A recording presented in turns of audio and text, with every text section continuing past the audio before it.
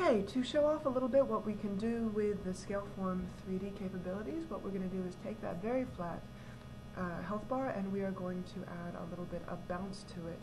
Go into Timeline, lock down that health bar, and make a new layer. We're going to call that layer Action, and we're going to put some ActionScript on top of everything that's happening here. Go into Window, Actions, that will open up the Action window, and then I'm going to, for the sake of time, kind of dump in some code, which I will then explain. So here we go. You can find all of this hopefully at the wiki. First off, we need to set some global variables. We need to import Flash external interface. We need to import the tween, and we need to set GFX extensions equal to true. Okay, in addition to that, we are going to first, let me make this bigger so you can see it.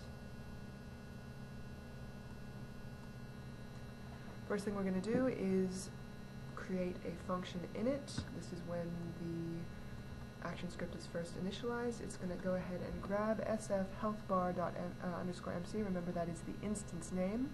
It's going to take that instance's y rotation and change it to -30 degrees. It's also going to take angle, which is a number which we set up here, initialize up here, and set it to 0. That's going to happen in the beginning when you first initialize it and when we call init. Next we have a function which is essentially going to happen on enter frame, in other words, at every frame. That angle, which we just set to 0, is going to be incremented by 0.1, meaning that the angle is constantly going to be ticking up. And as you know, an angle in radians at least, as it ticks up, is essentially just going in a circle. Then we are going to create a new variable called signed, which is essentially just the sign of this constantly increasing number. And as you remember from high school math, the sign of a number is never going to get less than -1 or greater than +1. So if you take the sign of that angle and add 2, then the variable signed is never going to get less than 1 and never going to be greater than 3. And then to knock it down a little bit more, we're just going to divide that number by 2. So actually signed will never go below 0.5 and never go above 1.5. Now we're going to use this number that's going to be oscillating between those two values as the frames continue, and we're going to set sfhealthbar_mc. Remember, that is the instance of the whole health bar, and underneath that we have an instance of the bar. So .sfbar_mc is the instance of this health bar.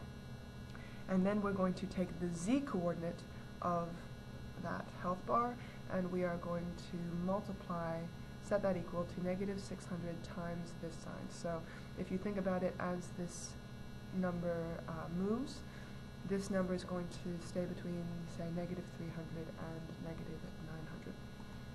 We're going to do the exact same thing with the text. If you remember that 100% text right here, that is sfhealthbar_mc, that's the outer instance. .sfhealth_text, that is the inner instance, and its z-coordinate is going to be also oscillating, but this time between -200 and -600. So let's test that out and see if it works. And sure enough, what's going to happen here is, first of all, this has been tilted a little bit, so it's got a nice little 3D feel.